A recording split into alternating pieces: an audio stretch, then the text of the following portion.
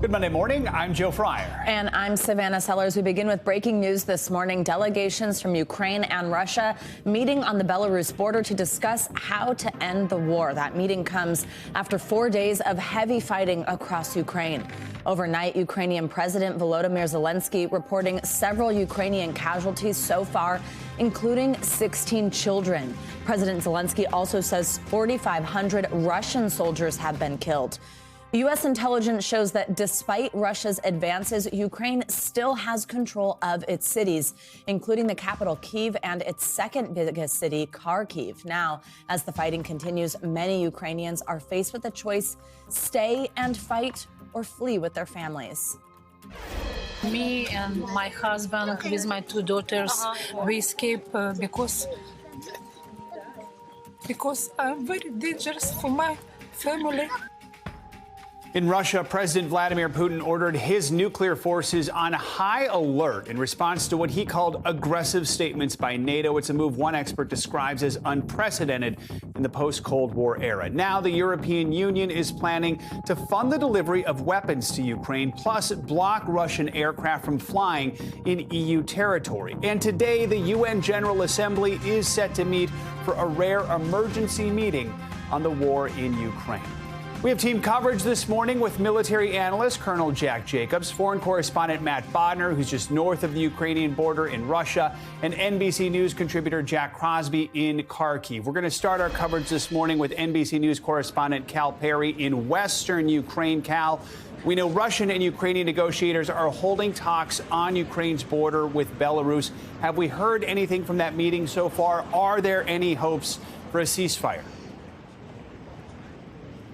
You know, I'm not sure that hopes are running high, but they are talking, and it is a fairly high-level delegation here from the Ukraine. The defense minister is there. We're not clear on who's there from the Russian side, but the talks have begun in just the last 45 minutes. There's also been, for the first night in about 3 nights, a small pause in the city of Kyiv. Not as heavy a bombardment, but satellite imagery showing Russian troops continuing to move on that city. All the while, the humanitarian crisis here grows worse. Mark, step with me. I just want to introduce you guys very quickly to Sophia. We were here this morning getting ready for our live shot, and Sophia walked through the square with her friends. I wanted to ask you just if you could help explain to people at home what it has been like for you to live through this. It feels like the end of the world. The house is destroying. The children are dying, and we just want a peaceful life. We didn't do anything wrong. We're just trying to stay calm. We're just trying to help our people, our military. We do anything that we can, but it's really hard. It's really scary. But we try to stay united. The all Ukraine now is united, and it's the greatest I've ever seen in my life. Sophia, thank you so much. These 4 individuals here, all around the ages of 18, for the first time the other day, made Molotov cocktails. They said it was easy to make, but none of them expected to make it. That is what we are seeing here on the ground. Civilians trying to step up, help the folks who are fleeing, but also to actually get to the front and fight the oncoming Russian forces. Cal, they are so representative of what we are seeing all across the country there. You mentioned those satellite images. There was images taken yesterday by U.S.-based Maxar Technologies. It does show a large deployment of Russian ground forces moving toward the capital, Kyiv. So give us a summary. How intense is the fighting right now across the country? Are there worries that it's going to intensify now in the coming days? Look, there's always that worry because we never really expected, or people here didn't expect, certainly the fighting to be this widespread. They didn't expect it to happen in Kyiv. They thought it would happen, if it happened at all, in the east. That hasn't been the case. Now, as I said, today was really the first night overnight where there wasn't a heavy bombardment in the capital, but there's a concern that those troops are still moving. The heaviest fighting seems to be, at least today, in the northeastern part of the country, in that city of Kharkiv, where we've seen Russian troops moving into those urban areas. But I think the concern here is, though, even though we're seeing a slight pause in the fighting, that there is a military regrouping on the part of the Russians. And if you talk to people here who are very suspicious of those peace talks, they'll tell you that if the Russians go for a ceasefire, it's just so that they can regroup. There is no trust here for obvious reasons. And this morning, Ukraine's President Zelensky released a video statement saying prisoners with military experience will be released to help fight Russian forces. He's also calling on the European Union to immediately admit his country into the bloc. Over the weekend, we saw major sanctions levied on Russia after he pushed the West to do more. And he so famously recently said, I don't need ammunition. I need ammunition. I don't need a ride. What do Ukrainians make of their president right now and how he has been handling this conflict? There's an English cricket saying, cometh the hour, cometh the man, and that has kind of made the rounds here. People love President Zelensky. They see him as the leader of the resistance. He's been putting out these daily morning videos that are not just to rally people behind him, but they're really proof of life videos. He says he's the #1 target of the Russians. That is undoubtedly true, but he has struck a chord here that I think is becoming sort of the narrative of this war, which is that Ukrainians know what they're fighting for, that Ukrainians are fighting for their homeland, that they are fighting for democracy, that they are fighting for freedom. One of the people we interviewed this morning, her house was destroyed. That is what they are fighting for. They're fighting for their homes. It is entirely unclear what the Russian army is fighting for, and the Ukrainian government, specifically President Zelensky, they're trying to get that story out there to the world. That was symbolic in the women you just interviewed a moment ago. Cal, thanks so much for joining us this morning. Appreciate it. Let's now cross over to the eastern Ukrainian city of Kharkiv, which faced another night of shelling by Russian forces. Jack Crosby is a Rolling Stone correspondent and an NBC News contributor, and he joins us now. Jack, good morning. So this is a city many people may have seen video on social media under attack this weekend. Pretty dramatic images. We know you right now are currently, I understand, making a quick getaway. Our viewers might see you're in a car right now because of this shelling. Tell us what you're going through. Tell us what you've just escaped, where you are, if you're safe, and also just what the situation and mood is like in this particular city this morning. Yeah, so it's been an interesting situation in Kharkiv for the past couple of days. There was very heavy shelling 2 days ago. On the night before, there was a Russian incursion into the middle of the city. That was sort of the first major military operation that had penetrated that far into the city center of Kharkiv. Yesterday, there was a slight lull. And last night was relatively quiet in many areas of the city, although there was still shelling and bombardment on the outskirts. This morning, however, that escalation I think that we had been looking for and fearing for a long time has certainly happened. We were under pretty heavy shell fire even in the center of the city this morning, and made the decision to leave the city. I'm now in a vehicle at a checkpoint outside of the sort of southeastern city of Dnipro. So waiting to get into that city, out of danger from Kharkiv at the moment, but in another city that is very much going to be in a line with the Russian advance, potentially in a couple of days' time. And Jack, right now, when you're sort of fleeing something like that, what's happening in Kharkiv on your way to another city, how is it just on roads in between? I mean, are you seeing anything, any type of military action in between those places? Do you feel safe out on the road? So there's a lot of activity where we are now. I would say in the past 10 miles or so since we've gone through a couple of outlying towns of Dnipro, things have been relatively normal. We were able to stop at a gas station and refuel and grab coffee and some snacks and things. On the roads immediately outside of Kharkiv, the mood was extremely tense. It doesn't appear as though Russian forces have entirely surrounded the city yet, but we saw many military assets sort of preparing for that eventuality. Civilian workers and civilian defense forces digging trenches outside of the city, tanks moving around, people getting into position. There's a heavy sort of presence both of the military and of these new civilian defense units sort of riding around in their standard civilian cars, but carrying weapons and patrolling the roads outside of the city. And then otherwise, much of the roads through eastern Ukraine are pretty desolate right now. There's very few cars moving around. There's occasional checkpoints manned by either the military or these civilian defense forces. So, where we are, there's definitely more of a sense of normalcy, although we are in a long line for a military checkpoint to get into Dnipro at the moment. But just, a few 100 miles or so away, it's very much sort of a wartime atmosphere. And Jack, it seems like obviously things have taken somewhat of a turn overnight as you've left the city. But just yesterday, the Kharkiv's governor said the city was under complete control by Ukraine, even claiming that some Russian troops have been surrendering. That's specifically what I want to ask about. Is that something that you saw yourself at all or heard about? We had heard and seen those reports as well, and certainly seen the reports from the civilian administration in Kharkiv. It does appear as though that Russian incursion 2 days ago was pushed back pretty successfully. But it was a very sort of small, limited incursion. There's been a lot of reporting that was sort of confused as to the tactics that were employed and why the Russians would send such a small kind of incursion into the city center that was dealt with by the Ukrainian military and civilian defense. And so, we all thought this could be a prelude to a much more major escalation, which it appears from what we're seeing so far has begun. And Jack, quickly, before I let you go, just explain the importance of Kharkiv, Ukraine's second largest city, to Russia, such an important target. How far do people think Moscow is willing to go to capture it? I think right now it's sort of anyone's guess. Traditional wisdom at the beginning, Kharkiv is a massive university town, but in pre-war times had a large amount of cultural and just social overlap with Russia. There are many people there who have friends and family in Kharkiv because of its proximity to the Russian border and because of its sort of just cultural closeness to Russia. And it was one of the first cities that during this Russian military buildup, we were worried that would be targeted. And until today, it did seem as though the Russian military's focus was on Kyiv, which I think it still is, but Kharkiv is very much in the crosshairs now. Mm-hmm. Jack Crosby, thank you so much. Stay safe, and we will be checking back in with you.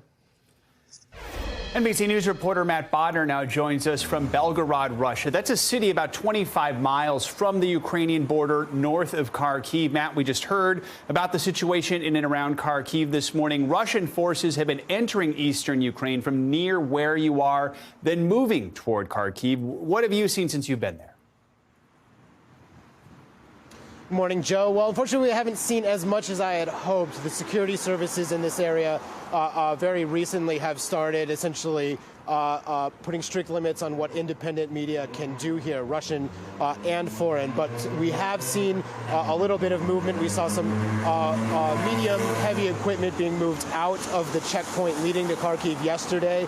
But what we've mostly seen so far is a lot of logistics. We've seen a lot of fuel trucks moving both in and out of Kharkiv, and that's an interesting thing to note because one thing we're kind of finding out about the Russian offensive, just from what the Ukrainians are saying and some evidence we can see on social media, is that this appears to be going on longer than they had initially planned when they launched this, and they are running into problems with fuel, for example. And so we're seeing a pretty decent logistical effort coming in and out of that checkpoint we were at yesterday. Also, a lot of ambulances. The checkpoint is basically staffed by police and ambulances right now.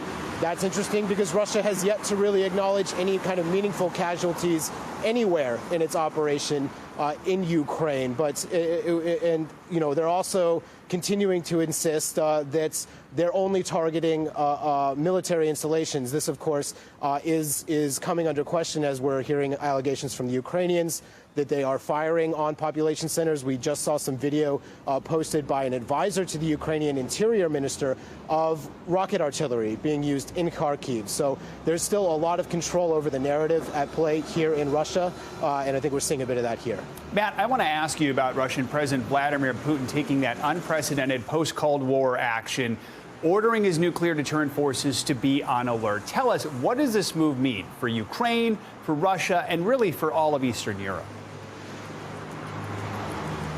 Well, I think that really the best way to interpret this move is it's Vladimir Putin once again reminding the West that it's a nuclear power, that he commands the world's largest nuclear arsenal. This is coming as of course the sanctions are taking a very heavy toll on the Russian economy. The European Union is stepping up kind of explicitly its military support for Ukraine, and things are starting, the tension levels are still rising after the invasion as Russia's operation in Ukraine increases. And one of the really interesting things is that even Russian military experts, even in kind of the subfield of nuclear weapons policy, were a bit confused by this order that was given and the way it was worded, and kind of in analysis of it, what it looks like Vladimir Putin has done is announced to the world that he's essentially activated Russia's dead man switch. And Matt, quickly, I want to ask you this morning, we are seeing the devastating impact the sanctions are having on the Russian economy. Russia's currency, which is the ruble, plunged 29% this morning. That's the lowest level against the U.S. dollar in history. Real quickly, can you tell us how is that being felt in Russia now? It's being felt significantly, and I think it's primarily going to impact consumers in Russia on imports, but it's also a psychological factor. There's a lot of anxiety bordering on panic in Russia based on what I'm seeing, what I'm hearing from people about the ruble. There's this sense now that the Russian economy is teetering. There's evidence of it all over. There's reports of runs on currency in ATMs in Moscow even. So there's definitely, you're starting to see an impact from these sanctions now, and everyone is bracing for worse. Matt Bodner in Russia near the Ukrainian border. Matt, thanks so much. Let's now bring in Colonel Jack Jacobs. He's an NBC News, MSNBC military analyst, and also a Medal of Honor recipient. Colonel, as always, thanks for joining us. So first, I want to get your reaction to something that we have seen so many people reacting to just across the world, this incredible resistance we're seeing on the ground in Ukraine from just civilians. I mean, Ukraine is outgunned, outmanned, and yet we've seen this fierce fight and really some success in them pushing Russia's advances back, using these homemade weapons, putting up this real fight. Kyiv has not fallen. What does that say about the Ukrainian people, and what's your reaction just to that being the type of warfare we're seeing? Well, they're certainly standing up to the Russians. You're absolutely right that they're outgunned and outmanned. The entire Ukrainian army is only the size of the force Putin sent to take over Ukraine. And they're certainly outgunned. The recent announcement that NATO countries are going to send anti-aircraft weapons and anti-tank weapons, which are vitally important, try to get them to the forces in Ukraine is significant because it's vehicles, tanks, armored personnel carriers that are really going to be the spearhead of Russia's incursion to try to take the two large cities, Kharkiv and Kiev. And make no mistake about it, that's their target. They figure that they'll be able to, as Putin says, decapitate the country. And they will if they manage to encircle the cities, those two cities in particular, and isolate them. And the reason is that it's going to be deal a massive morale blow to the Ukrainians. But the Ukrainians are standing up to it all with Molotov cocktails, small arms, and automatic weapons. Absolutely. Let's talk about the negotiations between Ukraine and Russia this morning. So we know that U.S. intelligence has showed Russian forces are frustrated by their lack of progress in Ukraine. So a couple questions here. Do those factors, the fact that they are having this meeting, there is this lack of frustration, is Putin worried about whether he can actually take Ukraine? And then also just, what do you think about these talks? What do you hope could come out of them, and the fact that really this delegation from Ukraine traveled through this dangerous area that's currently under siege by Russia to get to this border of a country that's been helping Russia? Well, most people expect the talks to go absolutely nowhere because Putin has embarked on this path and is nothing if not diligent in trying to achieve control of Ukraine. He's in big trouble if he can't do it. He's got constituencies at home, both among the oligarchs and among the people who are now feeling the brunt of the strictures that we put on the economy. But he will persevere. He's got a very large force, and it's well equipped. And I suspect, and most other observers suspect, he will carry on and continue until he will have secured, in particular, the two main cities, and maybe even cut through and isolate the Ukrainian army in the east. And Colonel, I want to ask you, of course, about Putin's nuclear alert declaration. He's essentially ordered that these weapons be prepared for increased readiness to launch, put them on high alert. What exactly does that mean? What's the difference between high alert and how the weapons were before this? Should we be nervous about it? And why hasn't the U.S. done the same? We have not made any type of difference or distinction here with our weapons. Well, I'm not familiar with their nuclear alert sequence. But most observers believe, and they're probably right, that it's merely a chance, an opportunity, a method of instilling fear in the West, particularly in Western Europe, to try to get the controls, export controls, and the restrictions on the Russian economy removed because they're very deleterious. They're actually devastating. So the objective is to scare the West into removing those controls. It's hard to believe he really intends to do anything. We have not responded because we do not believe it's genuine. It's just posturing. All right. Colonel Jack Jacobs, as always, your expertise is much appreciated. Thank you so much. Thank you. The United Nations now says more than 500,000, that's 500,000 Ukrainians, have fled the country since the Russians attacked, and that number is only expected to go up. Poland has welcomed a flood of refugees. Many of them waited for hours in frigid conditions at night. NBC News correspondent Kelly Kobiea joins us now from the Poland-Ukraine border. So, Kelly, the Polish government says more than 115,000 Ukrainian refugees have now entered that country.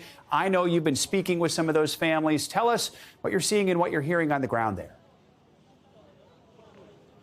Yeah, Joe, and we've actually just gotten updated numbers from UNHCR this morning. They say that 213,000 refugees have now entered Poland as of early this morning. What you're seeing here is a train that has come in from Ukraine early this morning. This train was traveling for 24 hours, is what passengers on board are telling us, and it was on a journey that is typically a 2-hour journey. They came from Lviv, which is just on the other side, not just on the other side, but about 50 miles away in western Ukraine. A train full of 2,000 women and children, primarily coming from different parts of Ukraine, some from Kiev, who've made just incredibly perilous journeys to get to Lviv in the west and then get on board. And, you know, they're talking about again, these stories of leaving their homelands, being incredibly frightened and worried about making that journey, about being stuck on this train at the border because there are so many other trains stacking up as well, and simply trying to get here into Poland has been quite difficult. And on the other side, on this side of the fence, you see family members and friends who are often looking for their relatives. They're not even sure if their relatives have made it on board this train because they lose connections with them. They can't contact them by phone once they cross the border. Joe? Hard to imagine what those families are going through, just not knowing and waiting to see who gets off the train. You know, just a few days ago when this invasion started, we saw the pictures of packed roadways and train stations as people tried to flee Kyiv. Now you talk about this train takes 24 hours. I mean, are the conditions, is it taking longer to get out of the country now? Is it a little quicker? How do the conditions compare overall now compared with just a few days ago? Yeah, well, from the people we've spoken to, from all accounts, things are getting worse, quite frankly. We spoke to one man who's here to meet some family friends who are coming from Kyiv, and they've been traveling for 2 days. And his wife is Ukrainian. She has 2 sisters and a niece still in a town just outside of Kyiv. They're trying to get them out. But the problem is, of course, Kyiv is under curfew, so you can't go out in the city. The metros aren't working. Local trains aren't working. It's very dangerous to drive out on the roads. So the trick is to just get to a train station or get to a place where you can actually get on some sort of transport like these trains. But these are leaving from Lviv. So unless you can get to Lviv, you're sort of stuck. It's getting much more perilous, Joe, much more difficult to leave the country. Kelly Kobiea reporting from the border there. Kelly, thank you so much. Welcome back. As the crisis in Ukraine unfolds, people around the world are showing their support by advocating for peace. Janice Mackey-Frayer joins us now from Beijing with the latest on that. Hey, Janice, good morning. Hey, good morning, Joe and Savannah. People are trying to find ways, big and small, to show their support and solidarity for Ukraine. Over the weekend, streets filled with anti-war protests. In Germany, more than 100,000 people turning out in Berlin against Russian aggression, while at the same time, German leaders were announcing a dramatic increase in defense spending, as well as greenlighting arms sales to Ukraine. This is considered considered a major shift in European policy. The protests extending as well to Iran, which is a Russian ally, though people were rallying outside the Ukrainian embassy there, actually chanting death to Putin. While in Tbilisi, the capital of Georgia, people were rallying not only against Russian aggression, but for the resignation of their own prime minister, who has failed so far to join the West in supporting sanctions against Russia. Spiritual leaders as well continue to urge an end to the crisis. The Dalai Lama said today in a statement that, quote, war is outdated, and he is urging dialogue. The Nobel Peace Prize winner said that he is saddened by the conflict in Ukraine and that nonviolence is the only way. And finally, world landmarks continue to light up with the colors of the Ukrainian flag to show support, from the Colosseum in Rome to London's Eye to Brandenburg Gate and the Eiffel Tower, which has been aglow with blue and yellow lights, the colors of the flag, for 3 nights now, to show support, a message to the people, not only enduring what they are in Ukrainian cities, but also the hundreds of thousands of people who are trying to seek sanctuary across the borders. So everyone is trying to find a way to show that Ukraine is on the world's mind. Guys? Absolutely. It's been amazing to see. Janice, thank you so much. Ukraine's President Volodymyr Zelensky has quickly turned into the face of democracy around the world. But who exactly is the man that's rallied his country and the world against Russia? NBC News correspondent Molly Hunter explains. Staring directly into the camera, exhausted, unshaven, in a T-shirt. This is how we've started to see Ukrainian President Volodymyr Zelensky multiple times a day at all hours since the invasion started, taking to social media, updating his country and the world, rallying his fellow citizens to fight. Last night was harsh, he says. They are fighting against everyone and everything alive. In another post last Thursday, walking through the Capitol, good morning, he says, there are a lot of fakes out there, but I'm here. The once stand-up comedian came to power in 2019 in a landslide Democratic election. Just a month after the finale of his hit show, Servant of the People, where he played an unlikely president on TV. 3 years later, the 44-year-old father of 2 has emerged as a convincing wartime leader. When the U.S. offered to evacuate him from the country, he reportedly told them, "I need ammunition, not a ride." While his adversary in Moscow talks of getting rid of the Nazis, President Zelensky, from a Russian-speaking Jewish family who lost relatives in the Holocaust, has emerged even stronger. His approval ratings in 2020 were slumping. He had not made much progress on peace talks with Moscow or rooting out corruption. But at the Munich Security Conference earlier this month, the world met a different leader. I think that is all for, not for me, for Ukraine and for our soldiers. Thank you so much. A leader now taking front and center stage, fighting for his country's survival. Molly Hunter, NBC News. Welcome back. We want to get you caught up on all the latest developments in Ukraine right now. Yeah, Ukraine and Russia held talks earlier this morning along the border of Belarus. Both sides are not optimistic this will lead to any change, with Ukraine calling for a ceasefire and Russia showing a little interest in de-escalating. Ukrainian President Volodymyr Zelensky spoke earlier this morning asking the European Union for immediate membership, a move that could bring even more aid into the country. Ukraine's president is also stepping up the country's military efforts. He says Ukraine will release prisoners with military experience to join the fight against Russia. Russian forces are meeting fierce resistance from the Ukrainian people. New U.S. intelligence from over the weekend shows Russians are frustrated by the lack of progress in Ukraine, especially around the 2 major cities, Kyiv and Kharkiv. We'll keep bringing you all the latest from the ground, but there is other news that we want to get to this morning as well. Yeah, President Biden is preparing to deliver his first State of the Union address to Congress tomorrow night. The address will be delivered on Capitol Hill, where protective fencing was reinstalled over the weekend. NBC News Capitol Hill correspondent Ali Vitale joins us now with a preview. Ali, good morning. So this State of the Union comes amid the ongoing crisis in Ukraine and the president's nomination of Ketanji Brown Jackson for the Supreme Court. It feels like potentially a tough time to give a standard State of the Union speech. So what should we expect to hear in the president's speech?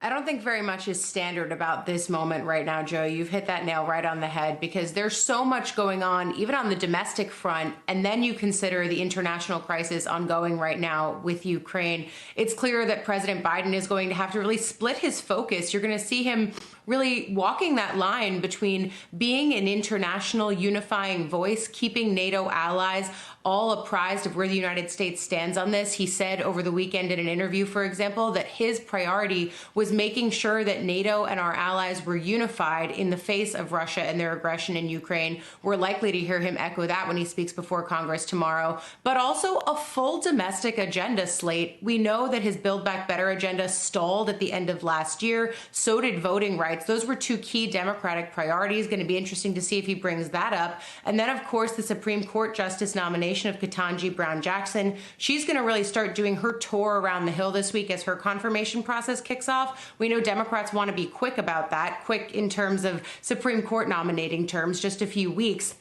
Biden, of course, probably going to speak to that historic moment, nominating the first Black woman to the Supreme Court. So really an ability for him, someone with deep domestic experience as a former Senate Judiciary Chairman, of course, decades of experience on Capitol Hill, and then also his role as a former vice president and, of course, now president with deep international ties. It's a moment that's really made for Biden's breadth of experience. I imagine he'll lean into that as well. Let's talk about what's going to be happening around the Capitol, those security measures going into place for the State of the Union. Why have Capitol Police put fencing back up, and what other security measures are in place?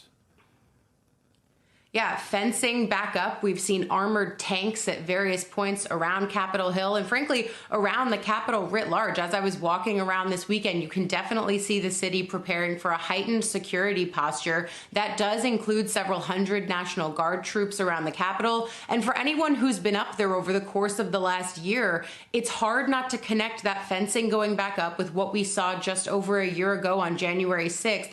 That is the security moment that looms in every single person's mind on Capitol Hill. It's why we see them. And of course, they always take a proactive stance here on security, but it's why we see them being even more diligent about that, knowing that that's the moment that looms in everyone's mind here. The other thing here, Joe, that they're contending with, in addition to all of the regular security threats that you would be considering, is there's that convoy of truckers who were trying to make their way to D.C. Now, there were a few different convoys of them. Some of them were supposed to arrive after the State of the Union, but there's a chance that some of them could arrive for, making traffic a real mess. And Allie, we've also learned the House has made mask wearing optional on Capitol Hill starting today. Real quickly, what can you tell us about that? Yeah, this latest guidance coming overnight that masks are now going to be optional in the chamber. Still no guests. We're just going to see House members and Senate members in the chamber there. But at the same time, it is going to look a little bit more normal than it did last year. All right. Allie Vitale with a preview. Thanks so much. New York announced the end of several COVID health and safety measures this weekend. Governor Kathy Hochul said mask mandates in classrooms won't be enforced statewide anymore, leaving the decision up to local officials. And a big announcement here in New York City. Mayor Eric Adams is lifting vaccine requirements for indoor businesses and events beginning next week. These moves come as the state sees cases and hospitalizations decline as the Omicron surge subsides. Let's bring in NBC News medical contributor Dr. Kavita Patel. Dr. Patel, good morning. So let's start with the news that New York State will stop requiring face coverings for students, kids in classrooms. What do you make of this move? It's obviously been a back and forth. Some parents on either side of this decision here. Of course, we know many of these children are not vaccinated. So what do you think about this? Yeah, good morning, Savannah. It's a tough one because, as you mentioned, cases are down, hospitalizations are down, with the exception of still a significant number of children who are being hospitalized, much less than weeks ago, but still significant enough. And we know that if there were a vaccine available, for example, for 5 and under, that this could have a significant role. However, I do think that it's reflective of many changes, including the CDC's recent changes that are updating guidance and giving people, including states like New York, what we call off-ramps and on-ramps. So not just taking the masks off, but also clarity around when to put them back in. And I think the CDC director has said it best, that she felt like the public needed a break so that when we did need to put measures back in, people would take it seriously. That's very similar to what's happening in New York schools. And leaving it up to local jurisdictions helps because COVID is local and rates are much more local. COVID is local. Dr. Patel, we also saw, as I just mentioned, this fact that New York City is announcing an end to its vaccine requirements. That starts March 7th. It's the latest metro area to lift vaccine mandates for indoor businesses and events. Many people, many of our viewers might be in places where that has not been something that they've experienced ever. But what do you think about this? And especially in such a densely populated area, how do you feel about that as we move forward? Again, keeping in mind as cases, hospitalizations do decline sharply. Yeah, I'm going to go to the data because I think the data is clear that if you're vaccinated and boosted, that is incredibly protective both for the individual and has some role in transmission. It's not as effective, meaning if you get infected, Savannah, you are infected. You could give it still to a vaccinated person. I don't get protected from not getting an infection just because I'm vaccinated, but it does give you protection knowing that you would not cause me harm. I won't cause you harm. And so when we have businesses and places where strangers can know, I'm walking in, I know the people in here are vaccinated, including the staff, that can give you that peace of mind to take the masks off. So what I would have loved to have seen was to have this be a more stepwise function. Cases come down. We have, masks where it's appropriate coming off and other measures. And then vaccine removal requirements would be the very last thing. And I would love to see it for a little bit longer after most of the country goes through spring break, because we know people are going to travel. But, here we are. And I think it is reflective of businesses that have had tension in trying to bring back customers because of these requirements. Yeah, exactly. Absolutely. Now, Dr. Patel, these rollbacks of health restrictions in New York City come after, of course, the CDC announced its new mask guidelines on Friday. Given what we've seen over the past week, do all of these announcements and presumably the science that is leading these decisions mean we're really entering this different phase of the pandemic, both in the numbers of it, but also just in our lifestyle surrounding it? Yeah, it's definitely a different phase. And again, as you mentioned, some would say, and I'm included in that boat, that it's a little too early. I'd love to see some of these numbers continuing and vaccines available for all. We're so close, but we are in a different phase. The CDC's numbers really signal a shift to focusing on the severity of disease, a focus on more new cases per 100,000 people, a focus on new hospitalizations for COVID. And that's different. It's not just looking at every case as being something that adds to the pandemic, but really those that cause disease. And just as we know, vaccines can prevent that. So good news, for most of the country, we have a way to prevent this. All right, Dr. Kavita Patel, thank you so much. Now let's get a check on your morning news now weather, which means Bill Cairns joins us. Hey, Bill, good morning. Hey, good morning. Great to see you. Hope you had a wonderful weekend. The weather starts quiet this week, then gets active towards the end of the week. The exception being the Pacific Northwest. That is where a big storm was moving through with a lot of heavy rain, and that's problematic this time of year because you still have a lot of snow in the mountains. So we have flood threats that are in effect through Tuesday. We have one flash flood warning not far from Olympia. A lot of the rivers are running high, and the heavy rain will be with us for about the next 24 hours. On this map, the blue and the white, that's the snow at only the highest of elevations of the Cascades, and just a huge amount of rain from Forks to Astoria all the way down to I-5. By far, the most difficult drive this morning is in the northwest. So during the day today, we continue to watch this storm system moving on shore. It's going to pour all day with torrential rain. The avalanche threat is very high, even at the lower elevations where there's still some snow. And then by 8 p.m. Tuesday, things weaken a little bit, and the rain shifts a little farther to the south, down through areas from Portland to Medford. So how much rain are we talking? It looks like the rounds of rain will be the heaviest right along the coastal areas. That's where we could see as much as 2 to 3 inches when we get some of the, especially in the Olympics where you get the mountains. So the week ahead forecast, it is a cold morning in the Northeast, especially in northern New York and Vermont. Wind chill was -7 this morning in Burlington. So it's a brisk morning. So it's full hats, gloves, and winter coat. But as I said, things will improve during the week and things will warm up a little bit in the Northeast. Still some snow showers midweek through the Great Lakes. Feels like spring in the middle of the country. I mean, we'll be talking pollen before you know it, from Texas to Oklahoma and through all areas of the southeast. 75 degrees Jacksonville on Wednesday, Atlanta 71, Charlotte 71.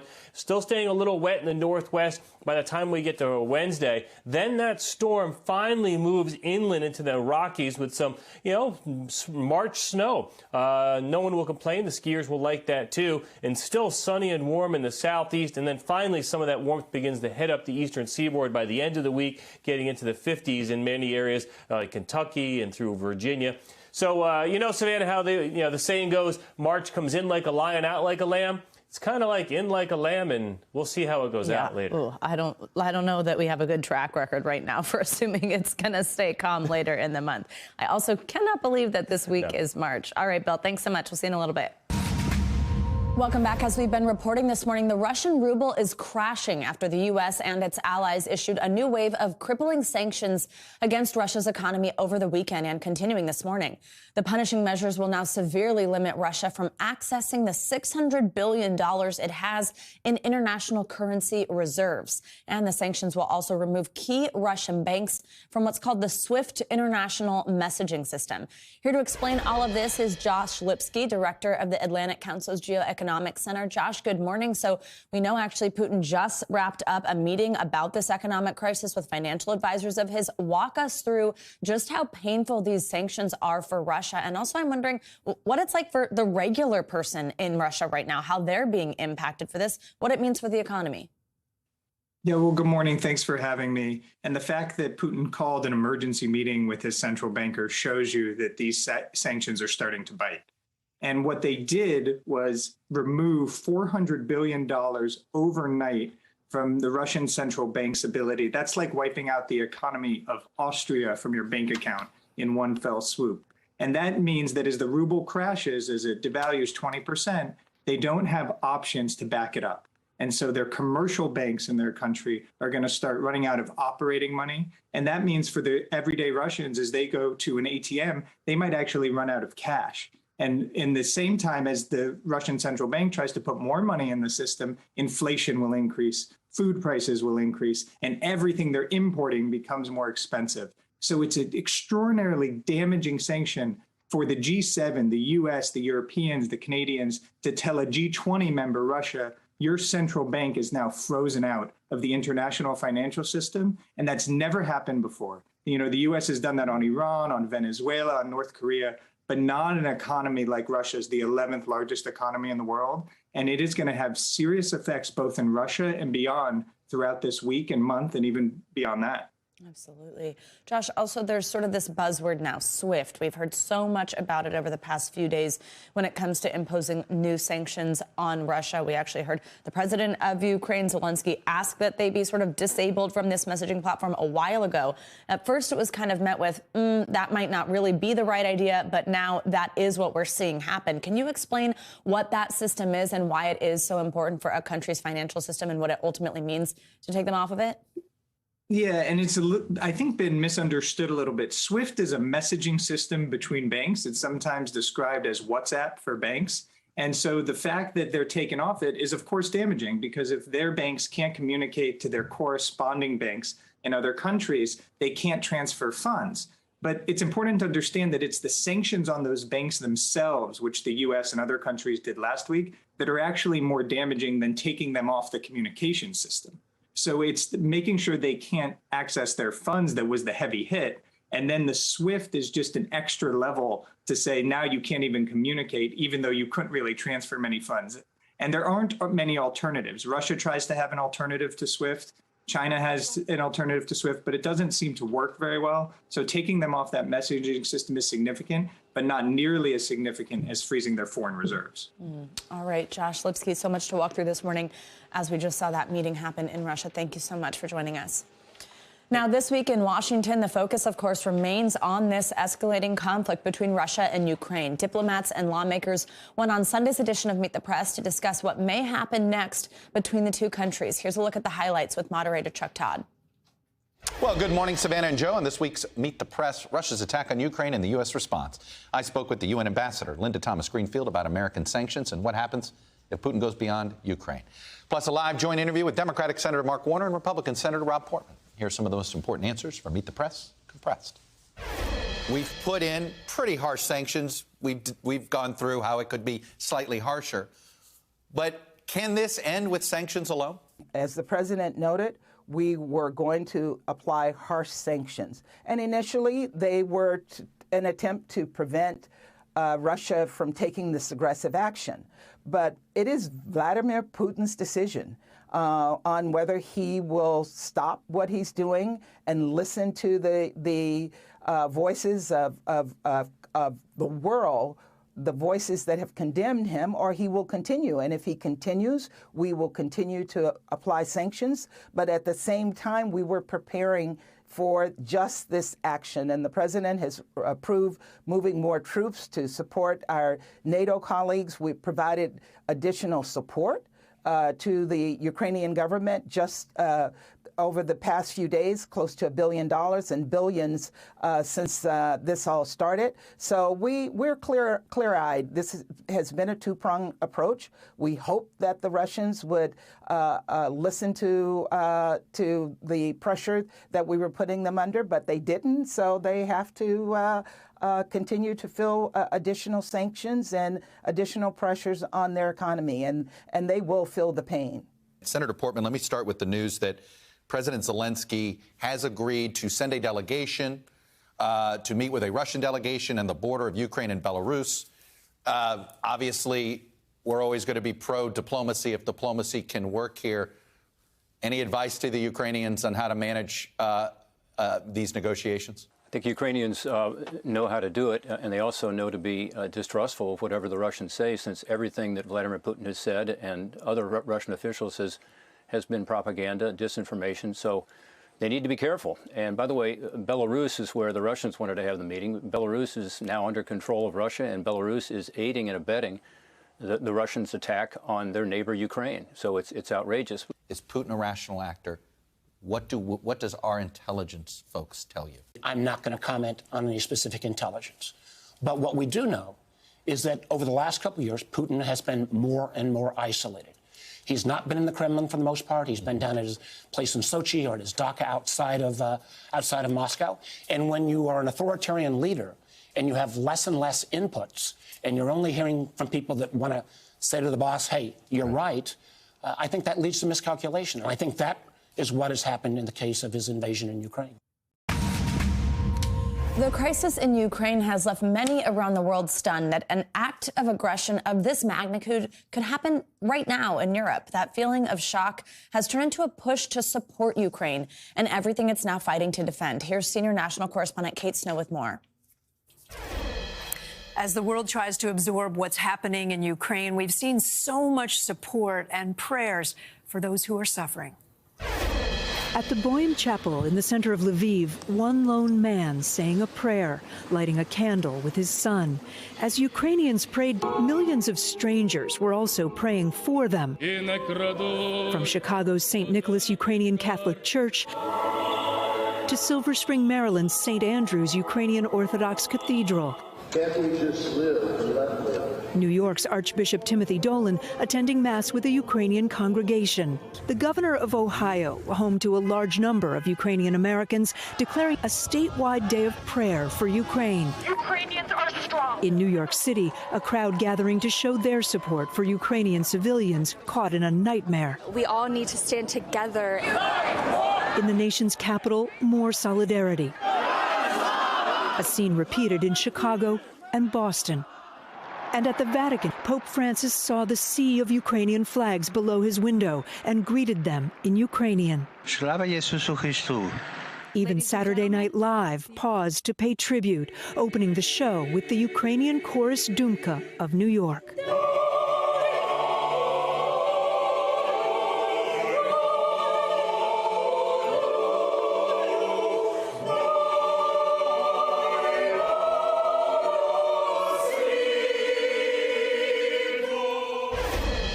The world is watching and praying as this crisis plays out, and there are more demonstrations and rallies planned from Chicago to New York and beyond. Thanks for watching our YouTube channel. Follow today's top stories and breaking news by downloading the NBC News app.